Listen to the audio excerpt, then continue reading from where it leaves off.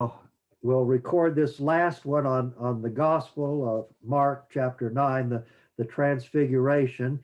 And I believe Mike Bradley is going to read that one for us. So, Mike, if you'll unmute yourself and go ahead. Thank you, Father. Am I coming through? You're coming through loud and clear. Okay, great. I'm going to read the verse before the gospel. Okay. From the shining cloud, the Father's voice is heard. This is my beloved Son. Listen to him. Jesus took Peter, James, and John and led them up a high mountain apart by themselves. And he was transfigured before them, and his clothes became dazzling white, such as no fuller on earth could bleach them. Then Elijah appeared to them along with Moses, and they were conversing with Jesus. Then Peter said to Jesus in reply, Rabbi, it is good that we are here. Let us make 3 tents, one for you, one for Moses, and one for Elijah. He hardly knew what to say. They were so terrified. Then a cloud came, casting a shadow over them. From the cloud came a voice. This is my beloved Son. Listen to him. Suddenly, looking around, they no longer saw anyone but Jesus, alone with them. As they were coming down from the mountain, he charged them not to relate what they had seen to anyone, except when the Son of Man had risen from the dead. So they kept the matter to themselves, questioning what rising from the dead meant. The word of the Lord. Thanks be to God. Okay, before we give our reflections, I'll thank Mike for reading that little line before the gospel. But if you're a deacon or a lector, that's something that you never, ever, ever do in church. That line is put there so that you will have the gist of the story before you read it. You need to have the main point before you read it. But don't spoil the punchline for the people. Thanks, Father. Okay. I learned the lesson. Okay, but for First time I ever read a class, gospel, so I couldn't expect to do it without messing it up. but for a class like this, it's perfectly fine. It's perfectly fine. But just if you're a lector, remember not to do that. Okay, so and you read so well, Mike. And so any images or words or phrases that came to people as we were listening to Mike?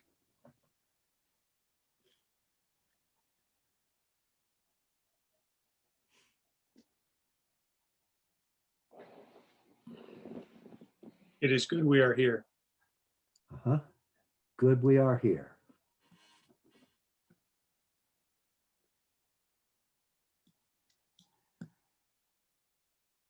This is my beloved Son. Listen to him.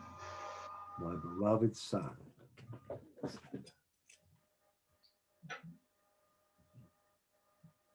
Good or not good? Such as no fuller on earth could bleach them. I don't know what a fuller is. It was like a laundryman, and he specialized in bleaching your clothes after he got them cleaned.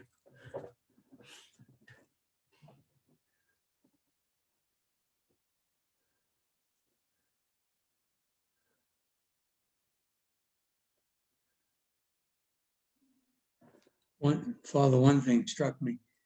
Why did the apostles question what it meant about rising from the dead? So that struck you, what it meant, rising from the dead. Yeah, it was, as you said earlier, the Jews began to start believing in life after death 100 and some odd years before Christ. Uh-huh. Okay. I'll go ahead and start my presentation while we have some electricity here. And uh, so transfigured, literally, it's the Greek word is metamorphose. You might know of computer programs that morph things, they change their shape. Metamorphosis, that's a caterpillar becoming a butterfly. Literally, his shape was changed, and it's a strange choice of verbs on Mark's part because there's no change of shape in this story. There are plenty of pagan stories where people are metamorphosized into animals or other things, or where gods change their shape, like where Zeus becomes a male swan who impregnates Leda, and I forget which goddess is born from that. So it's a strange word that Mark used. In fact, only the clothes of Jesus become bright in Mark. There's nothing about Jesus himself being bright in the Gospel of Mark. Now, the other Gospels, Mark keeps the word transfigured, but he improves Mark's story. In Matthew, the face of Jesus becomes brighter than the sun. And Luke, aware of pagan stories in which gods change shapes, he does not use the word transfigured.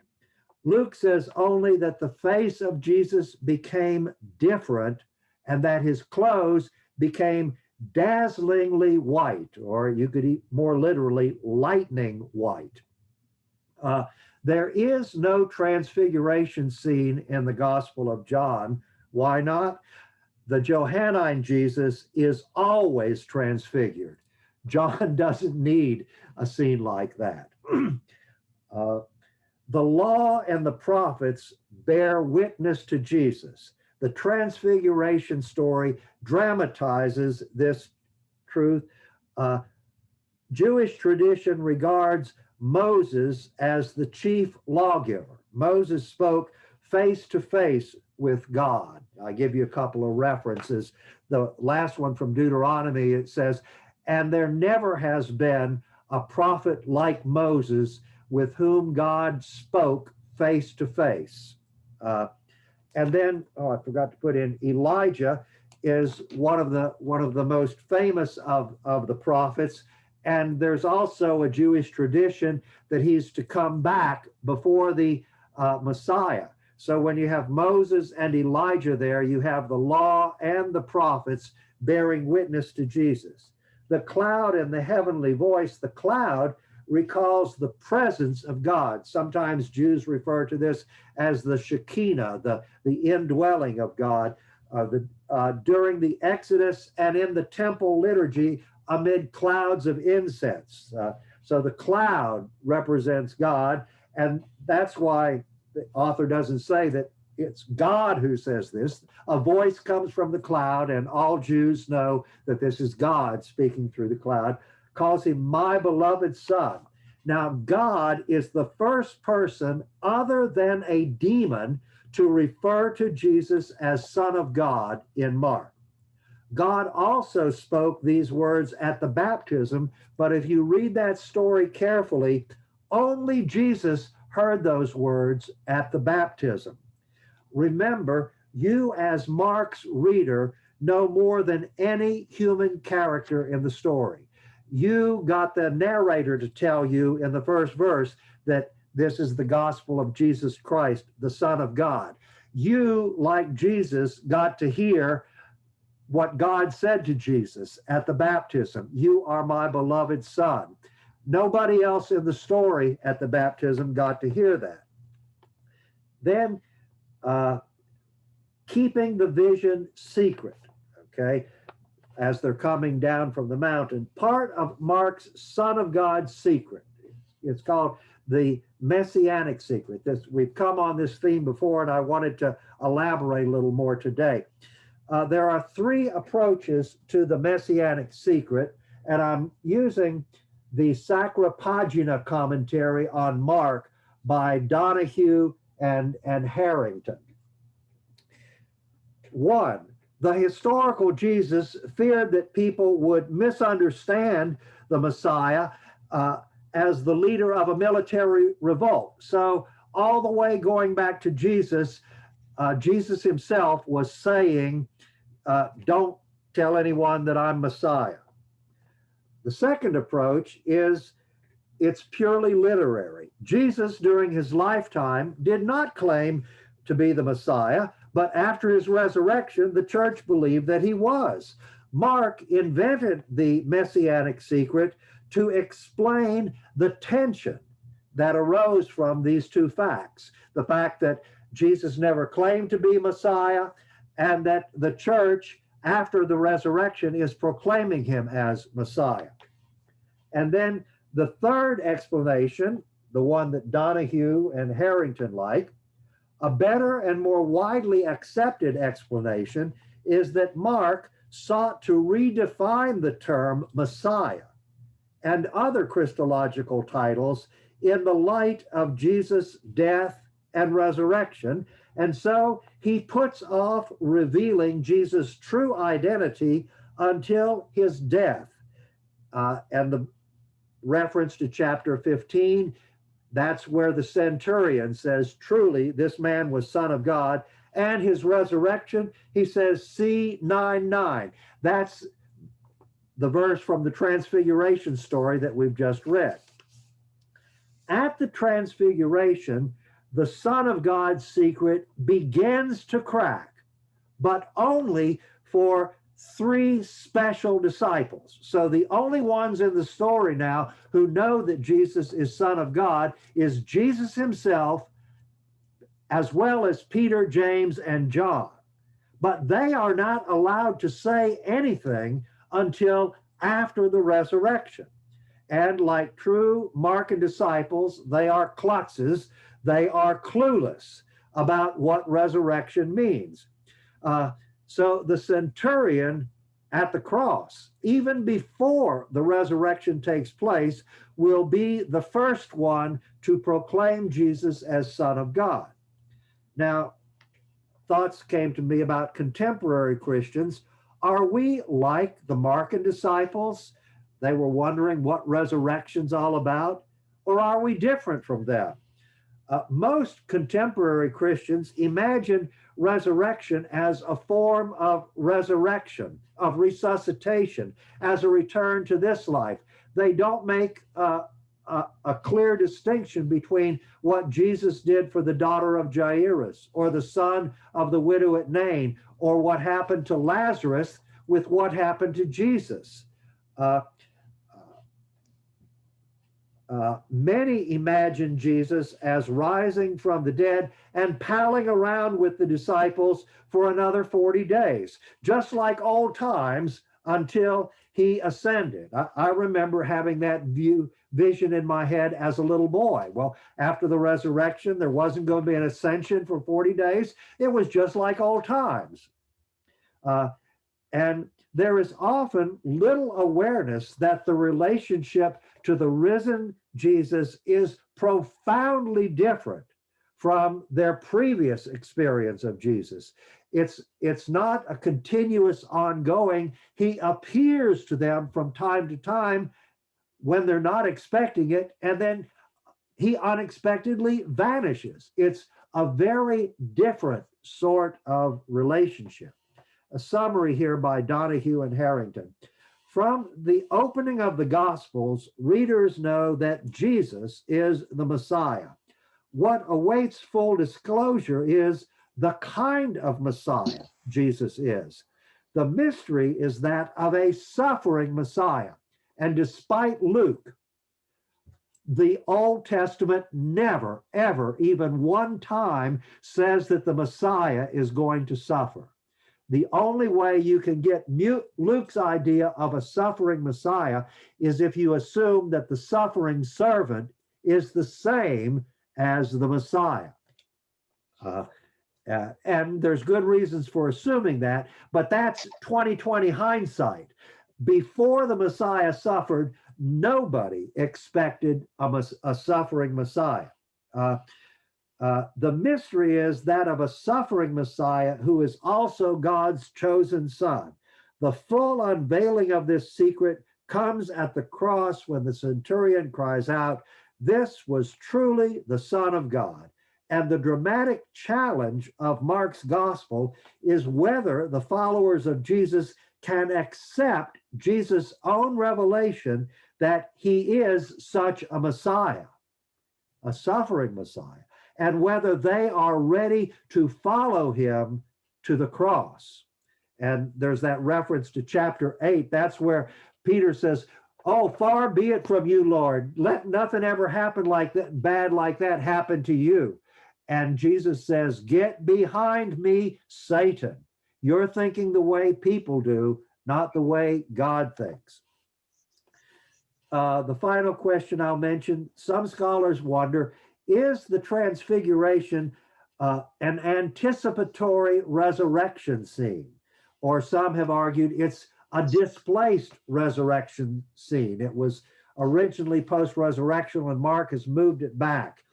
The Gospel of Mark originally ended at chapter 16, verse 8, with the angel promising the women Jesus would appear to the disciples in Galilee.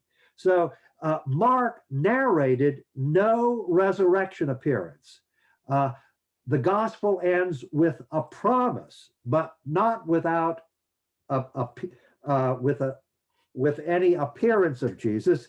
Now, in the 2nd century, several scribes decided to help Mark out. After Matthew and Luke and John wrote gospels that had resurrection appearances, now Mark seemed like the poor stepchild of the gospels, where at first he was the best thing since sliced bread. So we got scribes adding resurrection appearance at the end of Mark's gospel. And to show you that no good deed goes unpunished, when we have the feast of Saint Mark, evangelist, these are the verses that we read on his feast day. Those verses added by the 2nd century scribe. In effect, we're telling Mark that nothing you wrote is worth reading on your feast day, Mark. We're going to read the scribal edition. So some scholars think that since there's no resurrection appearance narrated, some think that the transfiguration is a proleptic resurrection scene, an anticipated resurrection scene. The main weakness to this theory is that the transfiguration does not resemble the literary genre of such a scene. Usually it starts with separation between Jesus and the disciples, and C.H. Dodd pointed out like 6 different characteristics of such of resurrection appearance scenes, and the transfiguration really is a different literary genre.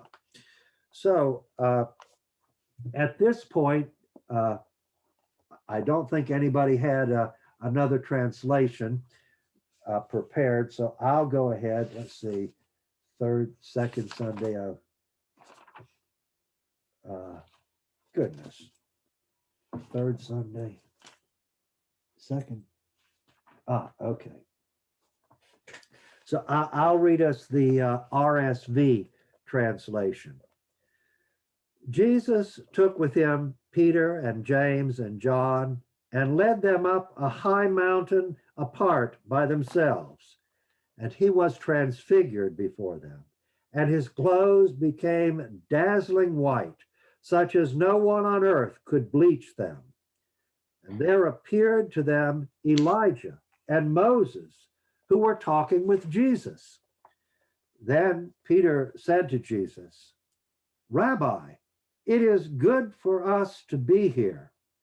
Let us make 3 dwellings, one for you, one for Moses, and one for Elijah." Peter did not know what to say, for they were terrified. Then a cloud overshadowed them, and from the cloud there came a voice, "This is my son, the beloved. Listen to him." Suddenly, when they looked around, they saw no one with them anymore, but only Jesus.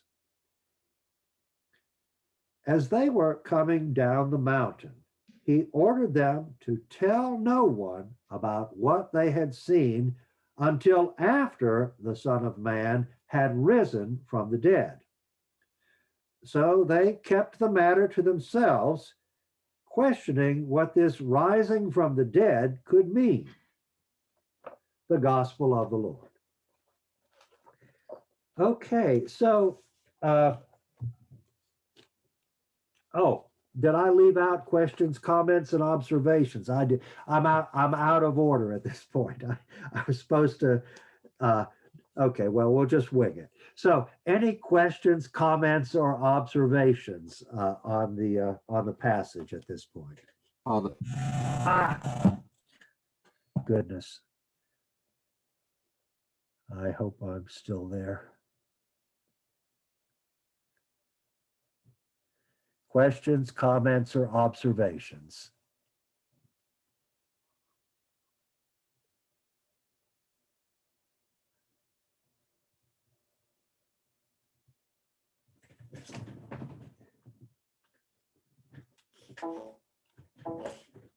Oh, thanks be to God. Okay. So questions, comments, or observations?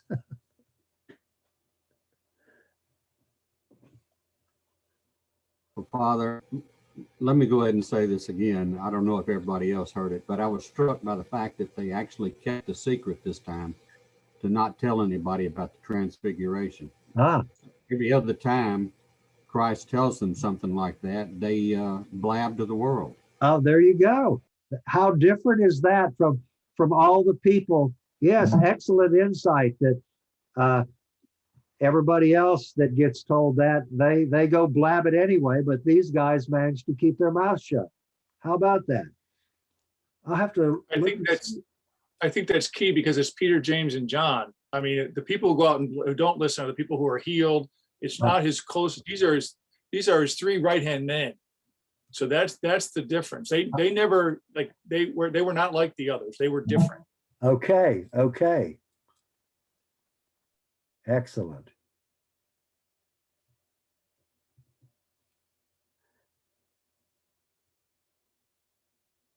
Any other questions, comments, or observations before we go on to the good news and the challenges?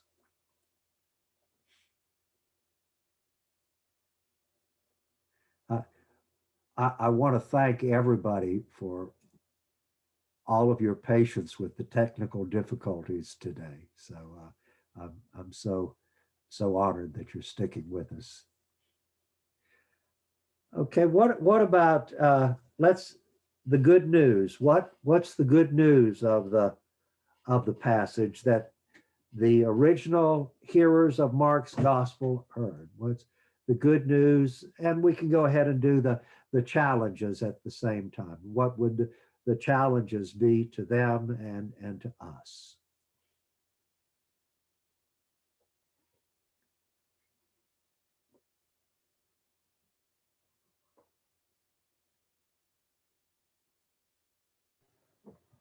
I think one of the challenges would be, like Pat said, just keeping it quiet and not going out and say, hey, guess what we saw today? And I've been thinking about that since listening to it. And I think there might be a couple of explanations that you can come up with. One is that, hey, nobody would believe us if we said this. They think, we were out of it a little bit. And the other was that they've been with him now for quite a while and they've seen what he can do. And so this isn't the big shock to them, like, say, the leper that gets cured just out of nowhere. He's cured. Wow. They don't have, I don't think, quite the wow factor on this because of what they've seen in the past. They're really impressed with it, but it doesn't come as a complete out of the blue shock to them. Right. The other thing is, now whether this story is historical or symbolic, that's another question. But at least in the narrative of the story, Peter still is going to manage to deny Jesus even after this experience.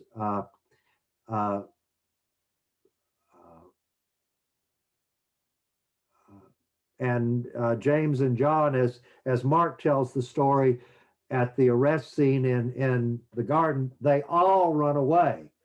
So, and that well, for historians, that raises questions about how historical it is. But even if you think the story is symbolic, you still have to deal with the narrative logic of, after having had an experience like this where he's dazzling and he's in the presence of Moses and Elijah. Even after that, they deny him and run away. Father, I think that you've just described the good news of this gospel. This is the first time that Jesus is transfigured in front of his apostles. And I mean, it's very extraordinary. It's a sense, he gives them a sense of confidence in them by doing this. Whereas before they were following him, but now he's affirming them with his transfiguration. He says, "You're the guys, okay? I'm showing you right now. You're the guys." Okay.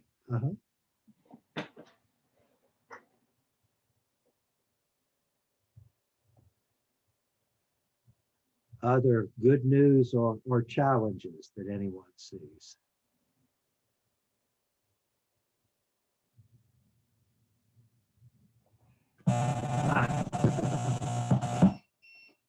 Oh my.